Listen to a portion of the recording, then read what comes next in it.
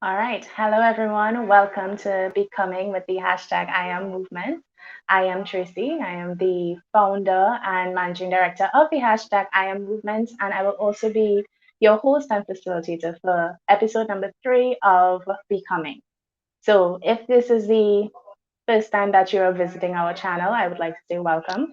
And if this is your second time and you've been here before, you've seen all of our content, I would like to say welcome back. So, as you already know, becoming with the hashtag I am movement is centered around the idea of self confidence, what it is, how to define it, and most importantly, how to tap into it as a woman. So, this is episode 3 of a 4-part series. And so far, we've discussed the relationship between mental health and self confidence. And we also looked at the impact of social media on self confidence. Right? This week, we are looking at the idea of the selves. And when I say the selves, I am talking about self love, self care, self awareness, self confidence. We're looking at all those selves and seeing how they relate or correlate to self confidence. Today, our panel will be deconstructing what it means to have a healthy intrapersonal relationship and how one can even begin that journey. I do invite you, our viewers and subscribers, to share any tips or tricks of your own based on your own knowledge, experience, expertise via the comment section throughout the event, and we'll do our best to respond and or to highlight your comment. If I haven't yet said so, I genuinely thank each of you for joining us today, and I look forward to engaging with all of you in a discussion that is sure to be enlightening. So, once again, I'd like to say welcome to episode 3 of Becoming with the hashtag I Am Movement.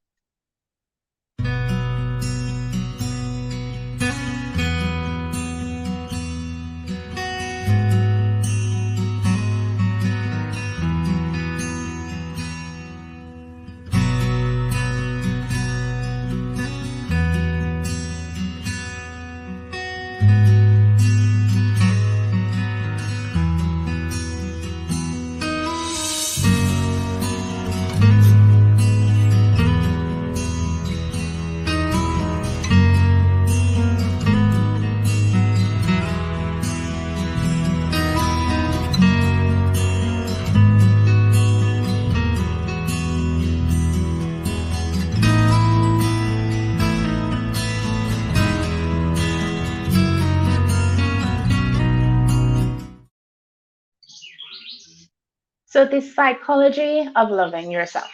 So, in my 20s, when I was trying to find my way around life, I remember coming across articles and articles pitching the narrative. You have to love yourself first before you can love anyone else.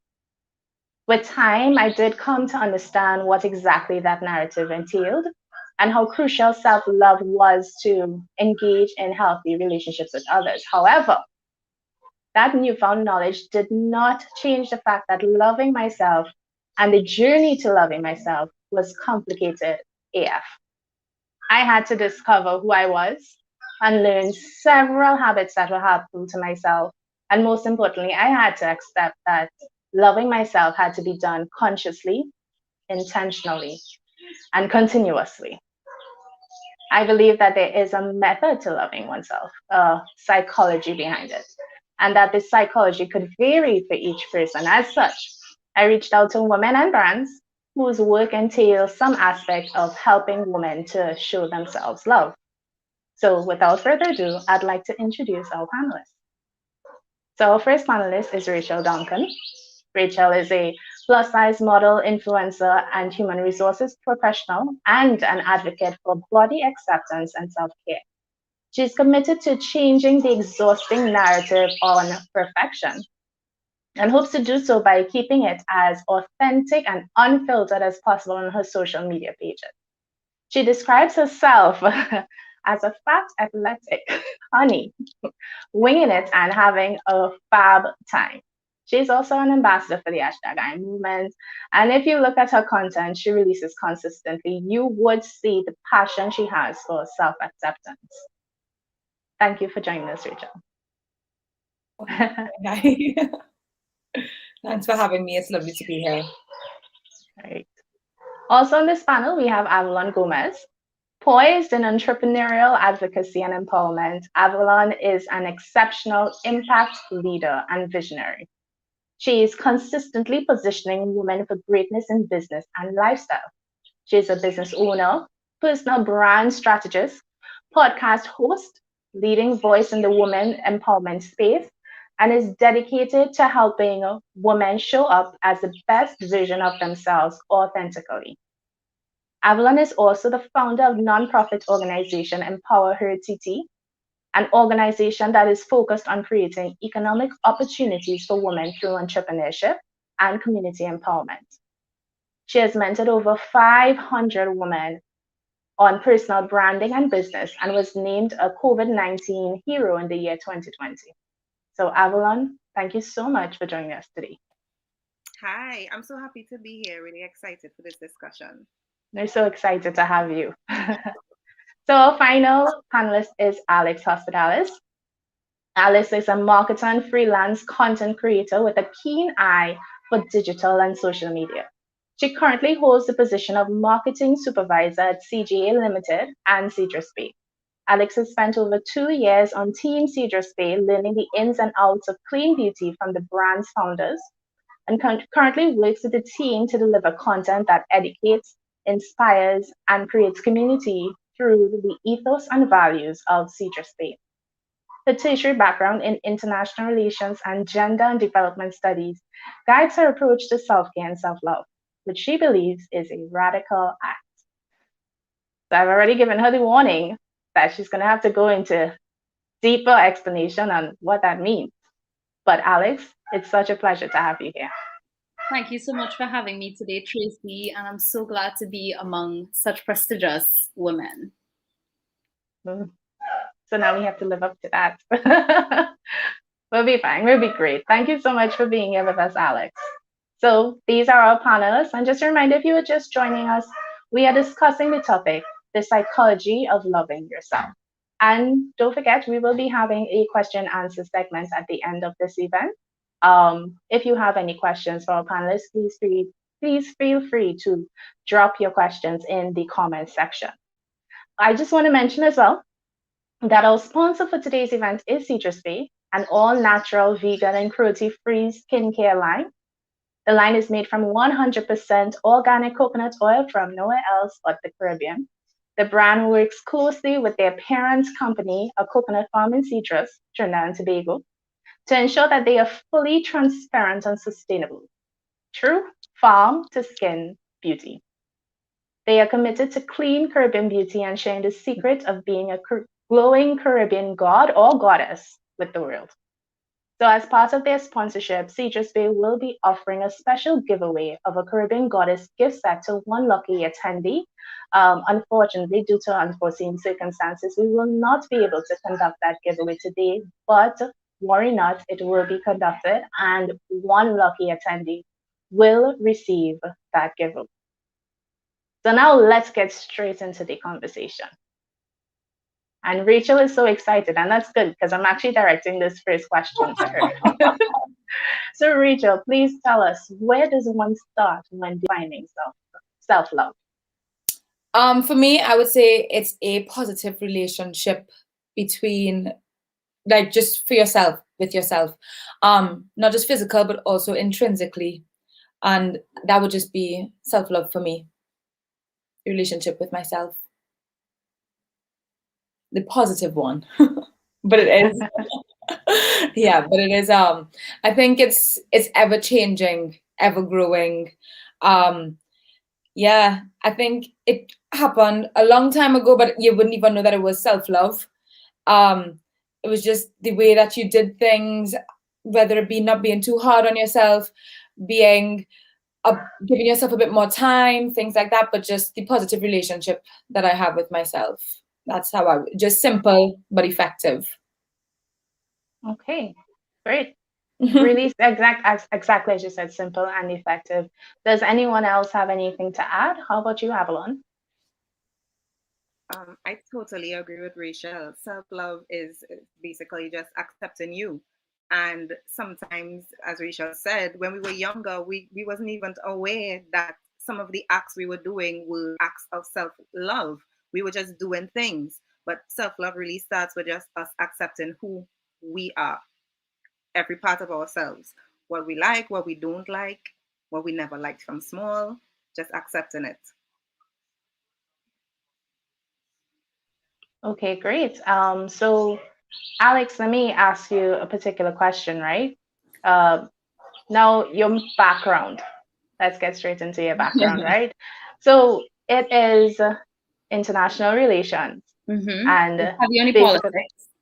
huh?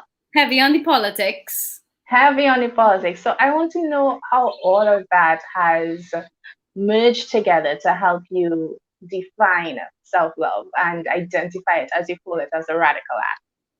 Right. I mean, that's a good question and something people pose to me quite often. How do you go from a background that you had into such a niche space in marketing and marketing particular brands like Cedrus Bay?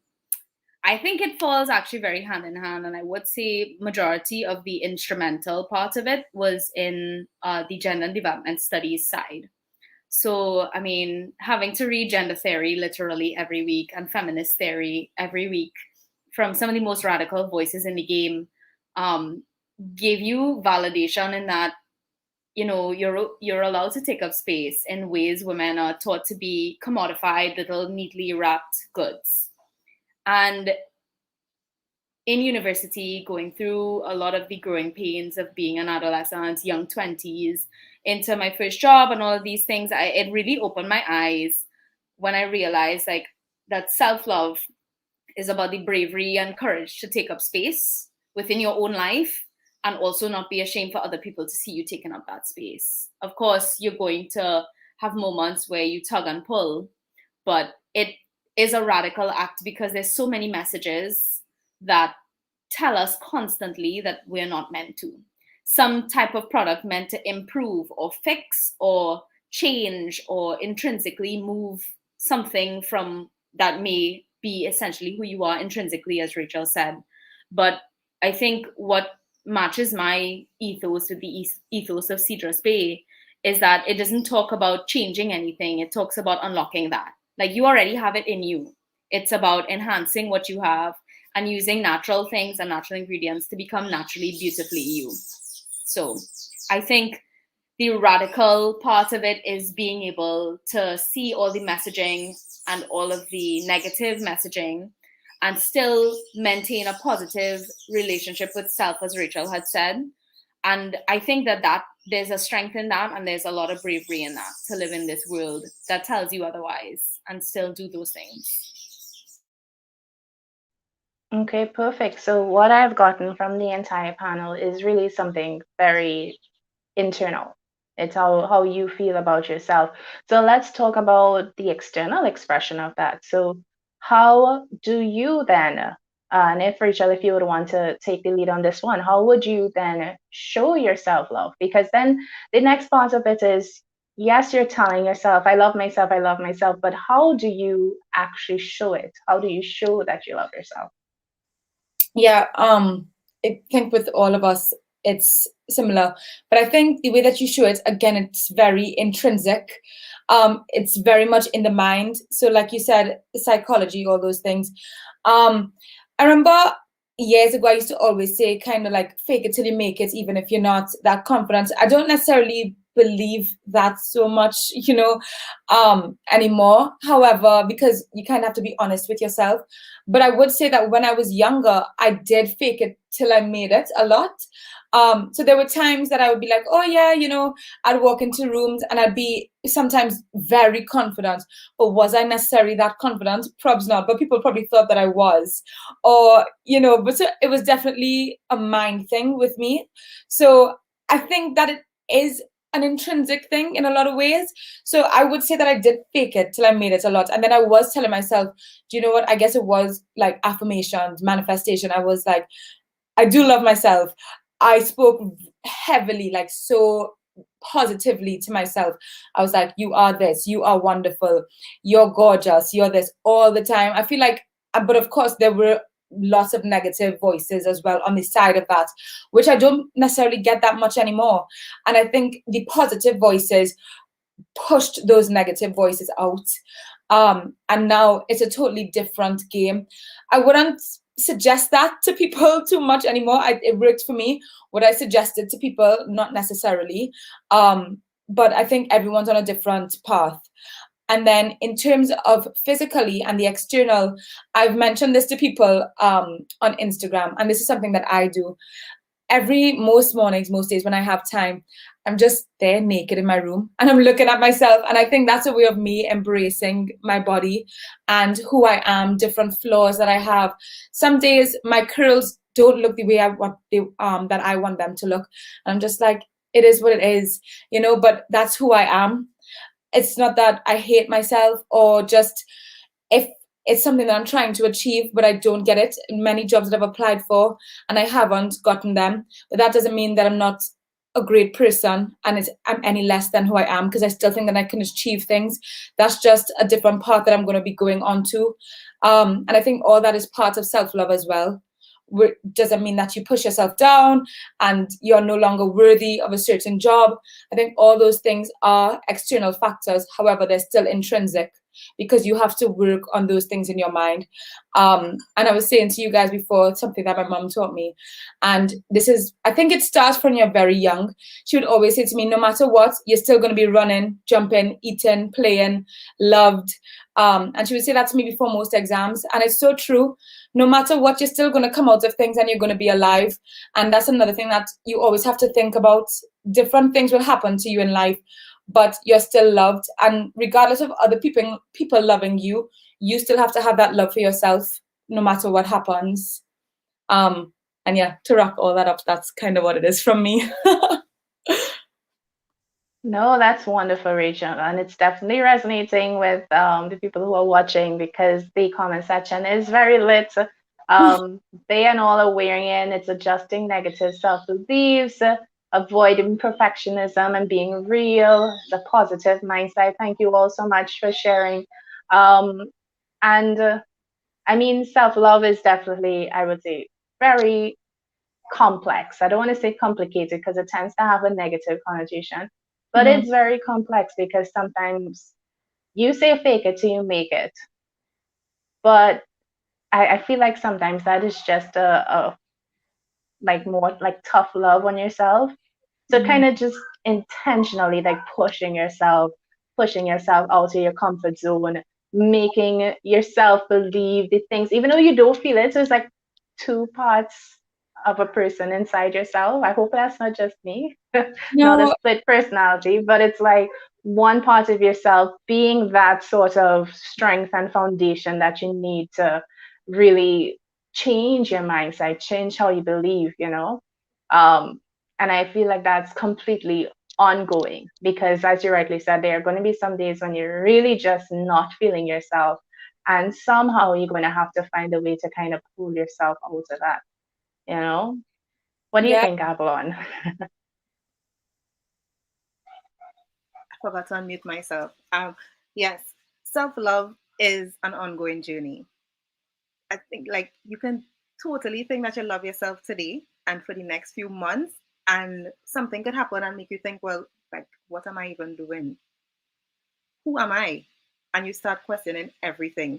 So it's really important when you're just looking for self love or trying to embark on a self love journey that you kind of blank out opinions of others, because we know people love sharing their opinion on somebody else.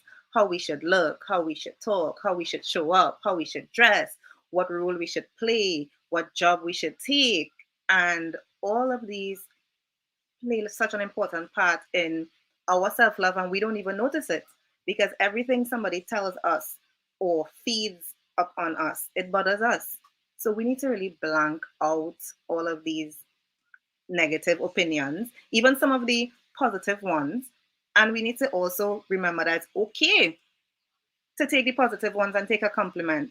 Some of us we so want to just not be cocky or be humble, that somebody give us a compliment and we think that we're not deserving of it. But no, we are. And we need to understand that also. And I love telling people, like, validation is for parking. Like, you don't need to seek validation from anybody. People laugh, but It is validation to park in, and how you feel about you and what you think about you matters like the most. I love that. I really do. I love the fact that you also put it on to even the positive validation that you get, because then you're keeping yourself in that frame of mind where you're relying on others to tell you if you are good enough.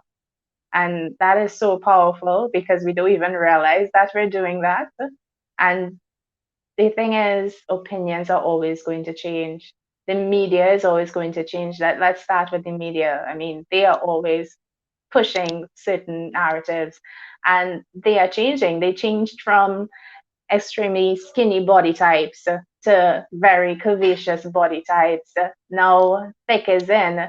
And with them changing, people are watching that and now putting themselves in that frame and wondering, is it that I am not good enough? I am not beautiful, because this is what they are pushing as the person to be, and I am not that.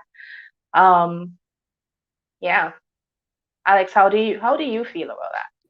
Well, I mean, y'all have all made like really great points about it. And like what I see coming together the most is the end lesson to learn is that at any stage of your self love journey, you have to look at yourself with curiosity. Like, because you are constantly changing, you may love something about yourself one day, and one day that will change and it's not gonna be the same.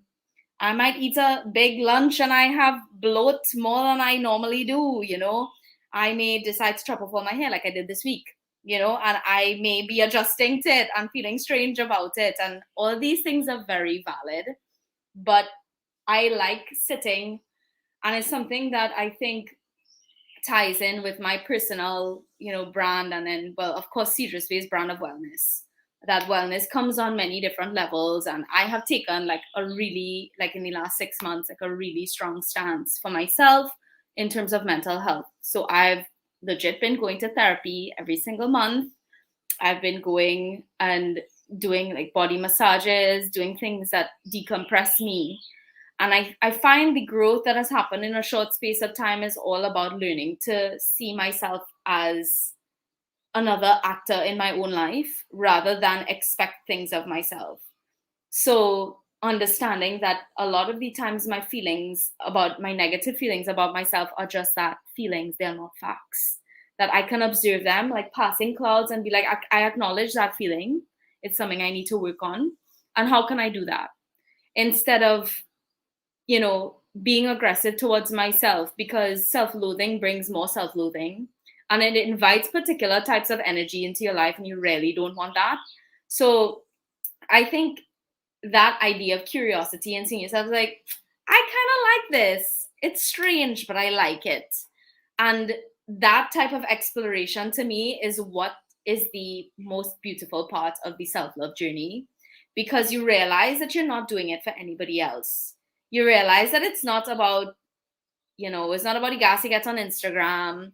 It's not about your significant other saying, wow, girl, you look fine. It's not about somebody saying, you're looking thick today. It's about, I feel most myself like this. I feel most like Alex intrinsically is here in front of you physically.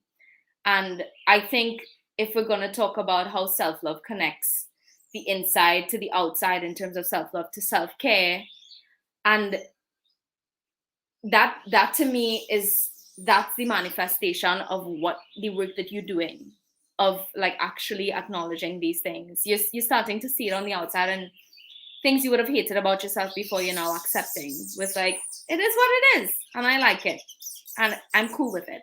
And sometimes you're ambivalent, sometimes you're in love with it, sometimes you really wish it was different. But it's a journey, it's ever changing, and the best way to look at it is with a sense of curiosity and excitement for who will I be tomorrow, who will I be in the next hour. And I think that's beautiful. I definitely agree with you there. That especially that sort of sentiment is in itself beautiful. And Alex, you tapped into something that a lot of people don't know. And I do see a question from Huda, so I am letting you know that we see that question, and we will try our best to answer it as we go along. But I did want to pinpoint something that you said, which the curiosity, it ties into self-awareness and self-knowledge. What do you know about yourself? What do you know about who you are? And that in itself plays a role in how you show yourself love, because you sometimes you don't even know what love looks like to you specifically, and it will take a while for you to kind of figure that out. And while it is something intrinsic, I think at this stage there's a merging of external and internal, because sometimes how you identify love, for example, for me, from your different institutions, from your family, you see how they show and they express love, and you may take in that I see love as buying gifts for someone else, or I see love as hugs and physical touch. And like you said, Alex, you would go and you would probably like decompress, you might get a massage or something like that. And that's just how you see love. That's one way you see love.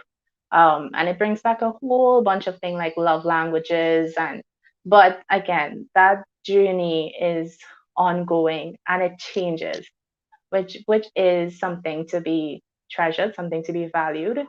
um but yeah, it does, like I said, the selves all tend to tie into each other. You need to know who you are in order to know how you love and to be able to show yourself some love. So coming to Huda's question, right? How can you help a friend who is depressed about her physique? What can she say? What can you say to your friend? And she also went on to say the fact that she isn't attaining her goals despite her efforts literally depresses her. Um, Now, I know, Avalon, you work a lot with other women. So, is there anything you would like to say to Huda? Let me read the question. How can you help a friend who's depressed about her physique? And what can I say as a friend? And the fact that she isn't attaining her goals. All right. So I feel like this is definitely a two-part question. So we could probably split it, Rachel and I. So Rachel, you could take the physique and I will take the goals because that is more along my lane. I would say that you really have to be patient with her. Sometimes we also push our friends, right? We push our friends and we never really listen to them. Like we say we're listening to them, but we're listening to them to really tell them like what is really your problem? Like get it together. Sometimes we don't want to hear that we are bum and we could make it happen, right? Sometimes we really just want support from our friends. If she's not attaining her goals despite her efforts, and this would depress her, I think there's a deeper rooted problem. And I heard Alex mention that she's going to therapy once a month. Nothing is wrong with that. I don't know why, especially Caribbean people, think that therapy is something bad. It really helps us unpack. And sometimes we might be thinking that us not achieving our goals or us not loving ourselves is something in the now, not knowing that is trauma from our childhood that we are just carrying with us every day and we are not really taking time to unpack it and deal with it. To really achieve your goals, you need to be in the right mindset. If you don't feel good, you cannot work on your goals. You can't work on yourself. You can't achieve anything. And that's a proven fact. If you feel bad about yourself or you are in a slum, you would literally just feel to stay inside all day and do whatever just feels good to you at that point, whether it be just sleeping, watching movies, eating ice cream, and nothing of substance or nothing that will elevate you. So for her to really achieve her goals, it needs to really start with her mindset. So ask her like, is everything okay? Does she really need to talk? Well, I'm assuming it's a she. Sorry for that. Does he or she need to talk about anything? Maybe she needs to do some practices, get a routine. A routine has really helped me. Anytime I feel demotivated, my routine is what really brings me back. And sticking to the routine, although sticking to a routine is really difficult at times, especially when you really don't feel like it really helps. a morning routine. What time you wake up is very important. What you do when you wake up, how you start your day. Do you say thank you to God, meditate, drink your favorite beverage, um, some have some tea, journal. It's okay to tell yourself every day what you are grateful for. That really helps you put in a go in a better mindset. I think once your friend really adapts a routine, finds herself, spend times with herself and really finds herself, then she will realize that things like achieving goals and really just feeling overall better about yourself will happen. Social media is the most toxic place to be. Being on social media is very depressing. Yes, it helps us because of the fields we're in, right? It helps us meet our community and things like that. But it also applies a lot of pressure. Okay, I'm in that same field, so why I'm not getting that result? How does she look like that and I don't look like that, right? How many likes this one get? How many likes that one get? That's why I love now that Instagram is hiding likes, or you have the option, because we need to take away all these vanity metrics that we focus so much on and just focus on ourselves.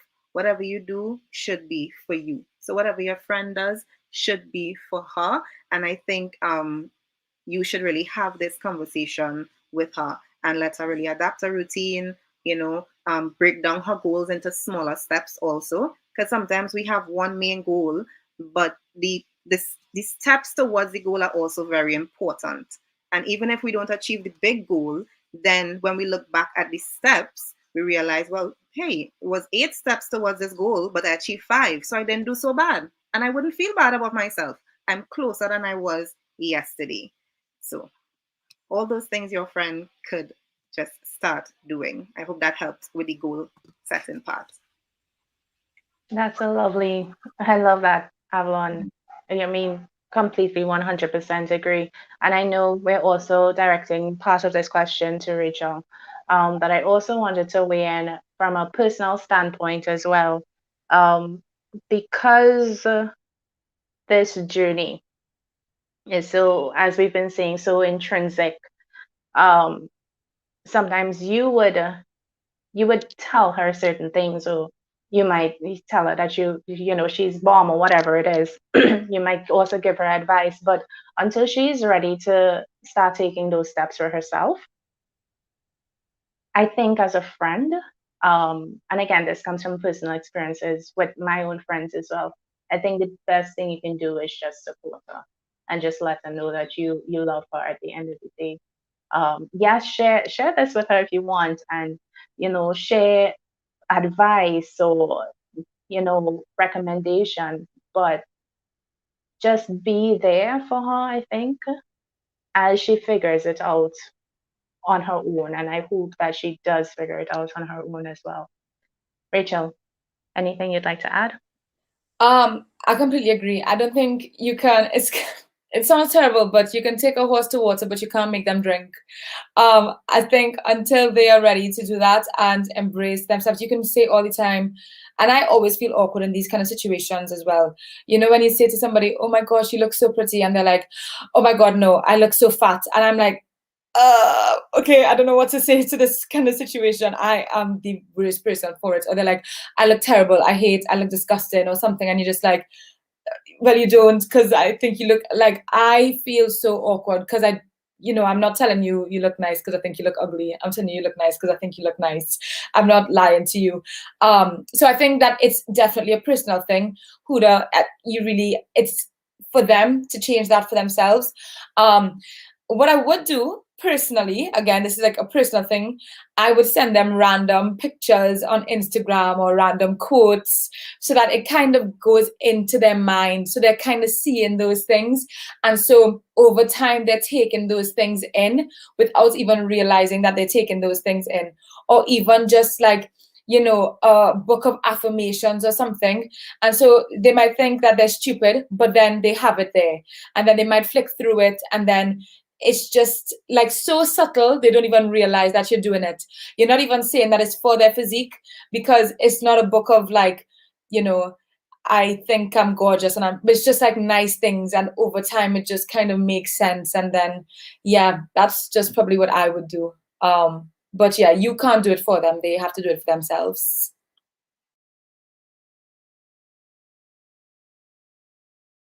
I'm on mute, but yes, 100%. That is perfection. And we're about to break just now, but Alex, is there anything additional that you would want to add before we go on break? Yeah, I think from my experience as well, I've been a person who's always generally been small, but my weight has fluctuated, and I have a very short torso, so it shows.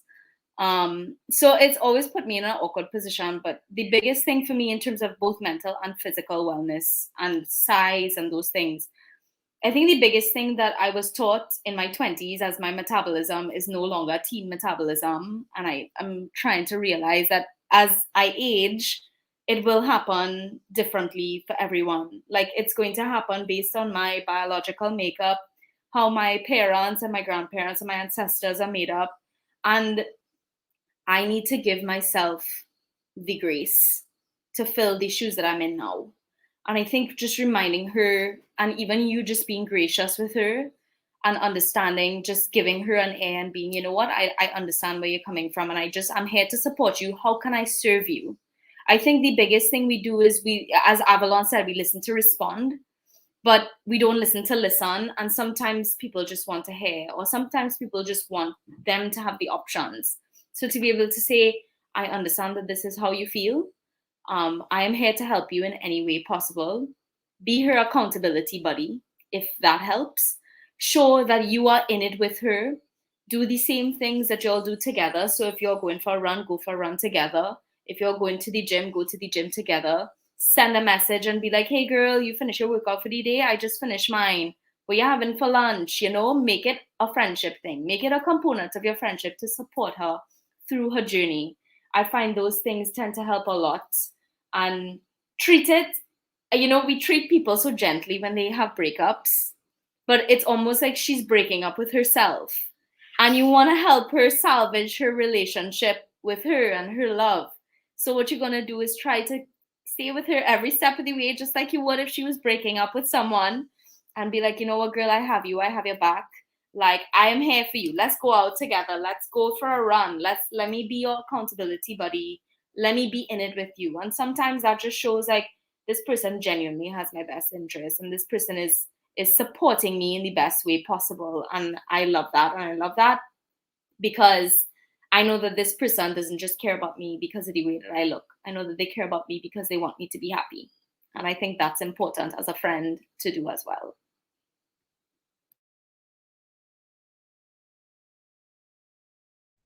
Amen, amen, amen. Lovely points, guys. Lovely points. And Huda, I hope this has helped you a little bit. So we're going to go straight into the break. So we'll be back. And yeah, see you in a little bit.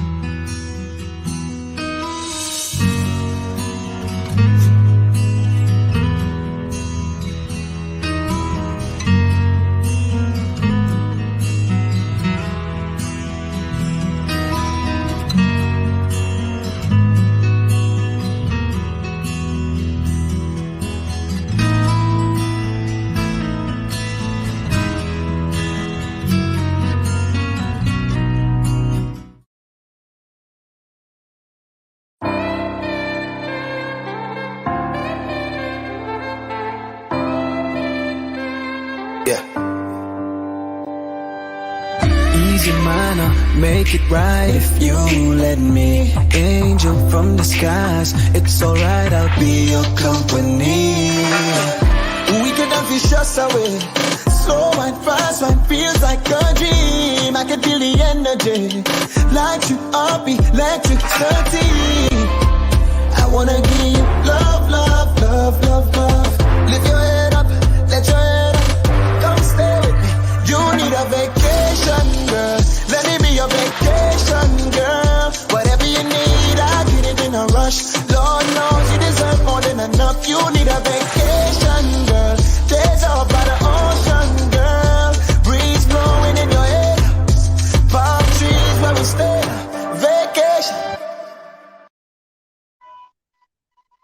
All right. So, welcome back to episode 3 of Becoming with the hashtag I Movement, where we are discussing the topic, the psychology of loving yourself. So, before the break, we have explored the concept of self love, what it is, how you can show yourself love. We answered a few questions. And as we move on, we'll be looking at how self love links with the other selves, such as self care. So, Avalon, here's a bit of a twister. And it's because it's something that I am toying around with my mind a lot too. Is self care self love, or is it the other way around? What is the difference, and what is the relationship between the two? Okay. I think that self care is an act of self love. Well, I believe that self care is an act of self love. So to me, self care is being kind to yourself. I mean, self love is being kind to yourself. Self care is one of the ways that you could show yourself some kindness. We know facials, massages, even therapy, as Alex said, reading, meditating, hair care. All these things are self care acts. However, they help with your self love journey. So they're aligned, they're not the same, but self care is definitely an act of self love. Okay, great. And Alex, is there anything that you would like to add to that? Yeah. Particularly in the role that you play Mhm. with Teachers Bay, how would you say self-care, what role does that play in helping women to love themselves more? Right. Okay. So similarly to what Avalon said, I do believe that self-care is an act of self-love, but I also think that, that chicken and the egg thing, where we're like, what comes first? It's one of those debacles because self-care also feeds self-love. So the more self-care you give yourself, the more you inherently love yourself. I think it's important to have that component where it keeps going around and it pays itself back in that sense. The more time you dedicate to yourself and your well being, is the better you will outwardly feel, and the more love you can give to both yourself and other people. And I think, working with Cedrus Bay has been extremely eye opening about the way that women can connect with themselves in ways that I guess we've neglected for years. We become busy with life, things happen, and we self care is secondary. We take a quick shower, we get out, we do what we need to do, and it is that. That is all. It is done. However, I think the mode that we're in these days, with especially with the pandemic and having been given a lot more time to reflect, and we were talking about this just before we logged in, we got some time to zero back into ourselves, and to slow down. And I think, I'm really proud of, the way Cedrus Bay has moved in the space to support women in this time. Twice during Mental Health May and then also Self Care September, we hosted panel discussions, or panels where we had nutrition and healthcare, we had mental health coaching, we had yoga with Paris. And so like we've had a couple episodes through both where we've discussed key holistic parts of loving yourself, because we don't believe that self-love is solitary in skincare. We believe there's an ethos that surrounds care for yourself holistically, as well as for the environment and other people. A huge part of our ethos is also believing in care for the environment, being with our packaging and sustainability commitments towards what we do. But I also do think that within this space of self-care v self-love, I don't think that we should allow one to fight each other. I believe that, self-care is encompassing. So it's not just, as Avalon had said, it's not just the, hair care, skin care, taking care of your physical self, but your emotional self, your mental self, your dietary self, and your nutritional self, and covering all those bases, being able to feed yourself properly before you help others. The analogy of put on your mask first in a plane crash, as opposed to putting it on someone else first. You've got to care for yourself first to be able to give someone else. You can't pour from an empty cup. And I think once you zero in on that and you realize that the community is also zeroing in on how important that is to us as women, having so much to give and having so much that we exhaustively give to others, our work, our children, our families, our jobs. Like there's so much that we dedicate ourselves to that it's so selfless that we forget that it's not selfish to care about who we are too. And I think that's important for us to embody as women in this world, in this post-pandemic world where, people are tempted to switch back as like nothing happened, let's go back to normal. And it's like, no, we are changed people. We're changed people through and through. And we need to act like it. We need to act like life is short and fleeting. And I'm not going to be on the lame end of life where I'm not taking care of myself and I'm burning myself thin. I'm going to really, really care for who I am and therefore care for my community. And I think that's how it goes hand in hand. Self-care and self-love means outer care and outer love. You have more to give. It's funny that way. Yes, yes, yes, yes, yes, 100%. And there is some love coming in for Cedrus Bay in the comment section as well. Your events during Mental Health Awareness Month were awesome. All right, and yeah, so do you guys believe self-care maybe can be more physically and mentally and self-love? Yeah, 100% Huda. And I think that's where it gets complicated, to be honest, because I toyed with that question as well. What exactly do I believe, And I think for me, I came to the belief that self-care is self-love. It's one and the same. Even yes, it may be an act, but through self-care is how you show yourself love. Rachel, anything you'd like to add? I forgot where the unmute button was for a second. I think it's similar to what Alex said. It's what came first, the chicken or the egg? But I think the more self-love or self-care, like I'm not sure how it works. Do you start giving yourself more self-care the more that you love yourself? Or do you start giving yourself more self-love the more that you care for yourself? I'm not quite sure which one it is, but they definitely intersect. So I don't think that there should be a battle. However you choose to do it, it's great. And there's so many things involved in it, the boundaries that you set, and then Avalon, like you said as well, routine. And I've definitely picked up on that recently, because I was like, oh my gosh, I'll never be a morning person ever. But waking up earlier, doing a bit of journaling if I have to. But then again, I'm also, this is another part of self-care. If I don't wake up at 6:30 and I need a little bit more sleep, I'm not too hard on myself. I'm like, cool, I give myself a few extra minutes. And that's something that I'm not beating myself up about that. If I don't do that journaling, I'm like, it's okay, I can do that in the evening. But then I'm also doing my gratitudes, do a bit of stretching because my body thanks me for that. And those sorts of things, people think self-care is just always bath bombs. And, again, we love Cedrus Bay, but it's not just an exfoliator, even though we do appreciate an exfoliator. And just those things, you don't have to do that every single day and you always label that as self-care. But it is lovely to treat yourself. And people think sometimes there's a negative connotation to treating yourself and pampering yourself.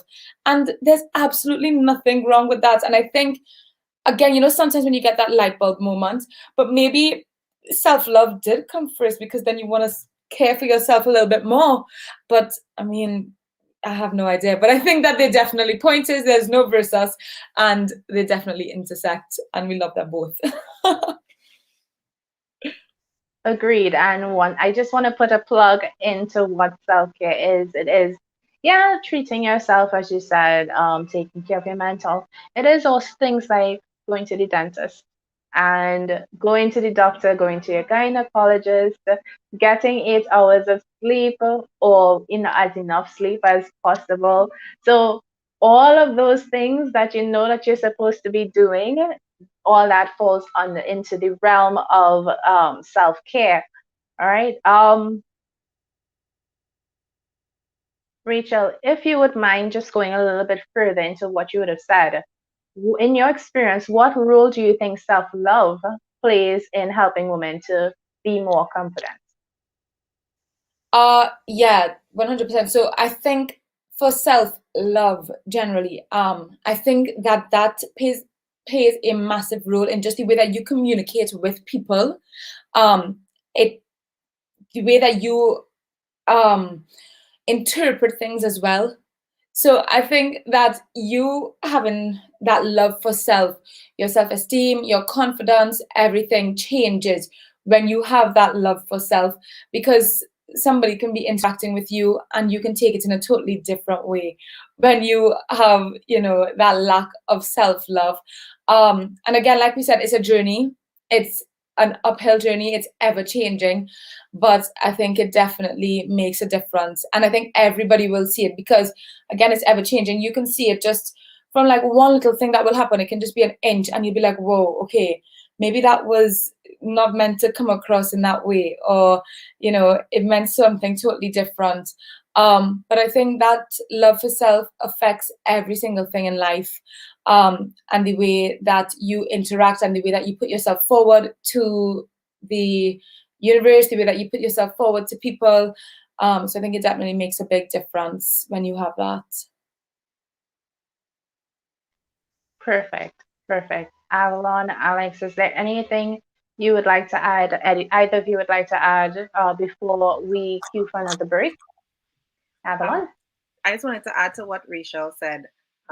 Self love is one of the main key factors in gaining or regaining your confidence, because when you feel good, you show up more, and you show up more confidently, more authentically.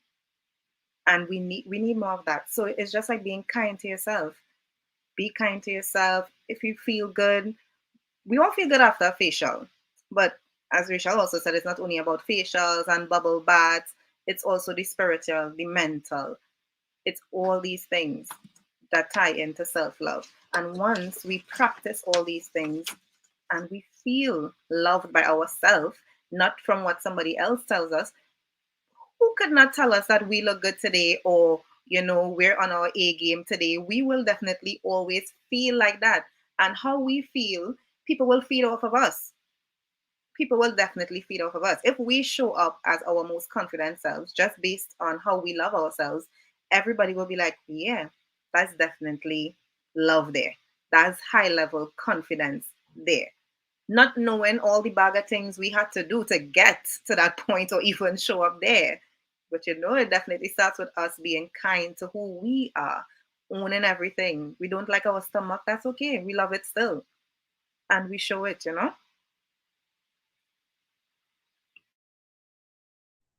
And Alex looks like she's in agreement with everything that was just said. Most definitely. I think one of my favorite things about self-care and self-love is like give yourself grace, as I said before, but also like be open to being silly. Like be yourself in the silliest ways possible. Try not to take yourself too seriously sometimes. And like you realize that in itself, being easier with yourself, like trying to break the ice with your own personality, sometimes that helps. Say, you know what, I'm having a horrible headache today. Let me just do something weird with it anyway. And I'll be like that. And people be like, Alex, your hair looks kind of weird. It's like, yeah, but that's what it's doing today. So you can leave if you don't like it. So, just give yourself that bravery and that capacity to be silly and to be who you are in that moment. And you realize like maybe these things aren't as important as I make them out to be. How I appear physically, what is valuable is how I contribute to the world in my non-physical ways sometimes. And I don't need to be pretty to be good at my job. I don't need to be thin to be a really badass partner. I don't need to be, a size 2 to be a great mom. Like these things are not mutually exclusive. Just be yourself and remember that your value is way more than skin deep. Strong ending. Strong ending. And it brings back what Rachel would have said in her bio. That exhausting narrative of perfection. We're getting rid of it completely. And I think that's a strong point to go into our break. So we will be back after this break.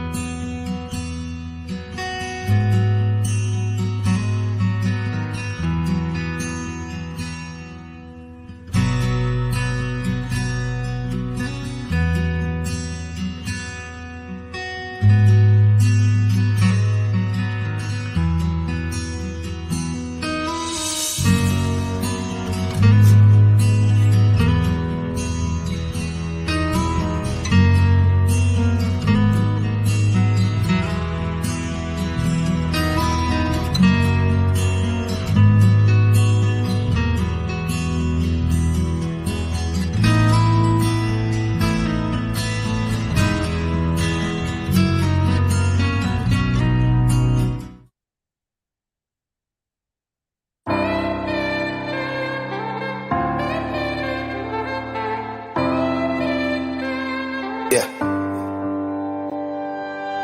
Easy manner, make it right if you let me. Angel from the skies, it's alright, I'll be your company. We can have fish us away. Slow and fast, one feels like a dream. I can feel the energy. Light you up, electricity. I wanna give you love, love, love, love, love. Lift your head up, let your head up. Come stay with me. You need a vacation, girl. Let me be your vacation, girl. Whatever you need, I get it in a rush. Lord knows you deserve more than enough. You need a vacation, girl. Days out by the ocean, girl. Breeze blowing in your hair. Palm trees where we stay. Vacation. All right, so welcome back. Welcome back to episode 3 of Becoming. We would have delved fully into the whole idea of self-care, self-love, and self-confidence, and we are about to wrap up. But before we do, I want to once again highlight our sponsor for this event, Cedrus Bay, which is an all-natural vegan and cruelty skincare line made from 100% organic coconut oil. Now, Cedrus Bay will be doing a giveaway, and I have a bit of good news. Our technical difficulties have been sorted out, so we will be able to conduct that giveaway at the end of the event. So, yay! We're screaming on the inside and on the outside. So, the giveaway, I haven't said it yet, but the giveaway would be a Caribbean Goddess gift set to one lucky attendee, which will be chosen by random selection at the end of the event. So we are here, we are at the end, and I just want to pose this final question to our panelists. Let's start with Rachel. What tools do women need to help them on their journey to self-love and self-confidence? And we touched on this throughout the event, but let's just kind of finalize what we think those tools should be. Yeah. Again, I think it's very personal to each individual.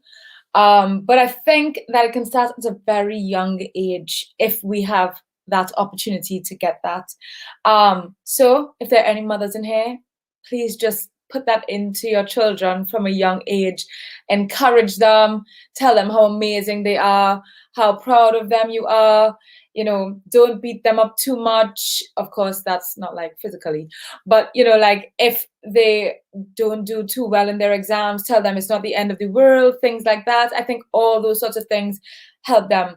And of course, I don't mean as things don't just get handed to you. You have to work hard for things, just as you do sometimes with self-love. It's not just a quick, you know, but I think all of those sorts of things definitely help. And again, if we are adults and still working on our self-love, do that to yourself. It's not the end of the world if you don't accomplish something straight away. You have more opportunities. Perhaps that wasn't for you, and you can continue working on other things. Keep telling yourself how much of an amazing person you are. You're going to do amazing things. You are an instrument of purpose. I also did that in oratory, if anybody was there. And that's something that they used to say all the time, and I think that's an amazing thing. But within society, you are somebody of worth, and just keep putting those things into you. And again, people also think that self-love, I think this is something that people see on Instagram or the internet all the time. People think that self-love is always physical, you know. People see that within things, and they see, you know, people, and again, probably see it on my Instagram as well. They see self-love and they see me in a bikini and they think that's all it is. But it's so not. It's so intrinsic. You need to speak to yourself kindly, speak to yourself nicely. You'll hear those voices, but push those out. Say nice things to yourself. If you cook something nice, be like, wow, you are something else. You really did that. Like, just be very kind to yourself. It helps so much. And I think those are just some little tools and very helpful ways. They help me, and I think they might help you too. Wonderful. Alex, is there anything that you would like to add to that? Yeah. Huda is screaming in the chat. So yeah, I do think Rachel said everything valuable there. Like, of course, remembering that you have purpose, manifestation is important. positive self-talk is important. I think it's also important, of course, and this is, I may be a little biased, while of course self-care is not primarily physical, it is holistic. I think it's important to sometimes break up the tasks. It's easier that way. Like Avalon said earlier, if you break it down, you can kind of see, okay, self love. What are my goals? You know, what's my goal for November and self love? Maybe it's that I really want to do that dental work that I've been putting off for forever. Maybe it's I want to do the big chop. Maybe I want to, start therapy meaningfully. You create actionable goals for yourselves and steps and say, okay, this is how I'm taking care of my mental health this month. How am I taking care of my physical health this month? How am I taking care of my emotional health this month? Who do I need to have a conversation with? Who can I, so give yourself actionable, measurable steps and tick those off as you go. It feels really good to tick boxes when you get those things done on your to-do list. And that in itself is a huge motivator, speaking from the heart. Hey, love that. Love to scratch off something off of a list. And that feels good, like knowing that you've gotten through a day, but also giving yourself the grace to, not see it through sometimes because your body's speaking to you differently. That, today is not the day for me to work out because I feel physically exhausted and I think I need to take a nap. And that's okay too, because that's also an act of self-care. Maybe napping 7 days of the week without any exercise is also counterintuitive. But of course, you will know what feels right for you. You will know the space that your body is in. You'll know how you need to feed yourself. I think being very intuitive with yourself is important. And I listened to a podcast recently and something stuck with me. Megan, who is on Team Cedrus Bay, she's there in the chat and she's giving her support. But I tell her this all the time and she's going to say, yes, she does. But I say it's more important to be resilient than to be perfect. Because every time you fall, it's important. What's important is how you pick yourself back up, not really how you appear to be perfect all the time. You can always learn. Everything is movable and changeable and dynamic. And it's important to know how to adapt and how to figure out this new stage of something, or how to pick yourself up from a bad fall and be supported and actually want to be supported. Because sometimes we sit here in our self-deprecation and we're like, no, I'm the worst at this. I will never get better. But then we have people around us saying, no, you're actually really great at what you do. And sometimes we don't realize how bad we are at accepting support and accepting help and how important that is to our journeys as well. So I think tools are accepting support, being open to being supported. It's important as well to remember that you are resilient, remember that picking yourself up is half the journey, remembering that also making small actionable steps in different parts of your self-care is important too. So you split it, what's holistic, mental, emotional, physical, nutritional, and you give yourself a full plan. And you're like, you know what, I can scratch this off my list today and feel really good about it. And you know what, you treat yourself to a nice cup of tea, or you go maybe Starbucks, or you do something nice for yourself, and you reward good behavior with other good things. So you treat your brain like a muscle that you're stretching, and you're figuring out how to work it, and you're like, yes, I'm giving myself the discipline and also giving myself the grace. So I think those two things need to work hand in hand. Discipline and grace. I think I'm definitely going to take that with me when I go.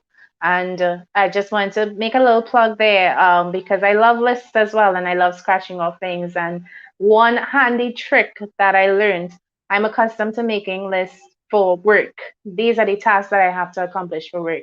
And what I read somewhere, or probably saw somewhere, is scheduling the time for yourself, like the time for yourself, care, your self love, and putting priority on that. So you schedule your work tasks around taking care of yourself and not doing it the other way around. And I think that changes how you see things, you know?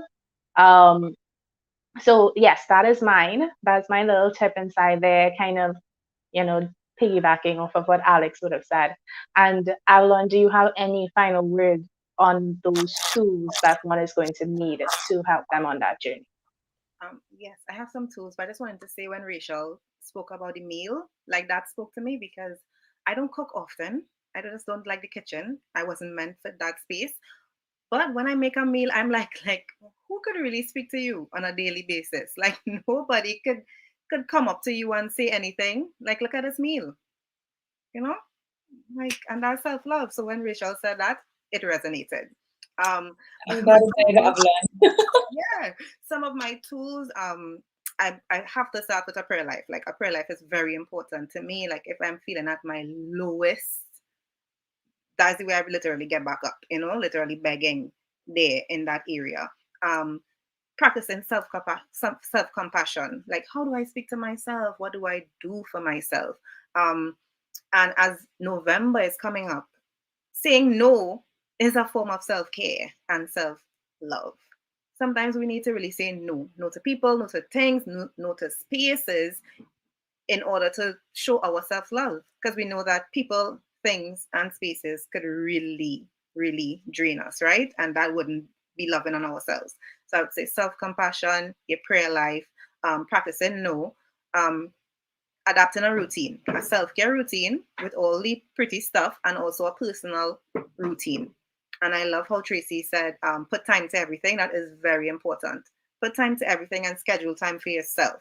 So every day, my to-do list always have 3 things for myself, 3 things for my business, and 3 things for family or friends. Whether it means just checking in or making some breakfast, I schedule everything, but I don't ever forget scheduling something for me.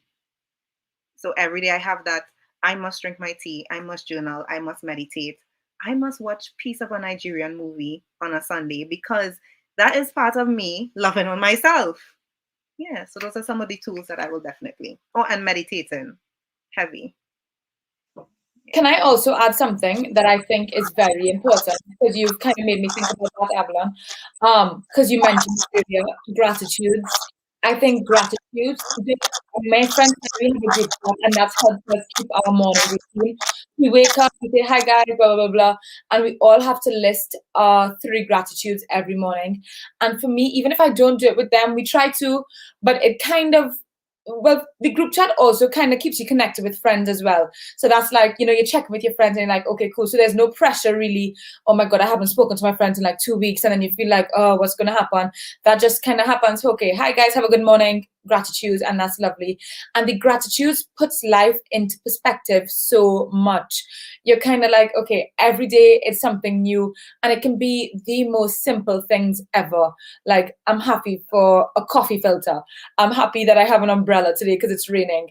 It's not the most extravagant things like, whatever. It can be and you're just like, wow, I actually am so blessed. When people think, oh my God, life is terrible. But you're like, actually, no, I'm all right, So gratitudes, they help so much. And I think that's something else I think that's another thing where they intersect self-love and self-care. Love it, here for it. And I also want to point out, Avalon mentioned the importance of saying no. And I 100% agree with it. It's harder. It's difficult sometimes to say no, but it is very crucial. But I also want to say I'm so grateful that my panelists said yes to coming today, taking a Sunday and saying yes to this event. You all definitely brought some wonderful points and tips and perspectives. And I love that you were so authentic about, how it affects you as well. And I am really grateful to you. And we have gone over time for the first time, which is great because the conversations were so good. But I want to get straight into our giveaway. I'm so grateful that we're able to do this giveaway today because today was a day. But let's get straight into it. It's up. And I don't know, Alex, if you want to announce who is going to be the winner of this Caribbean Goddess gift set, courtesy Cedars Bay, our sponsor for episode number 3 of Becoming with the hashtag I Am Movement. So let's get ready to spin.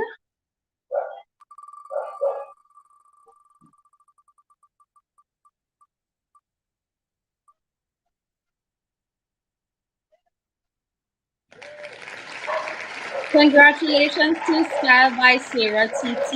You have won a Caribbean Goddess gift set, which has a coconut body lotion, coconut body scrub, coffee body scrub, and coconut charcoal face mask, and coconut lip balm.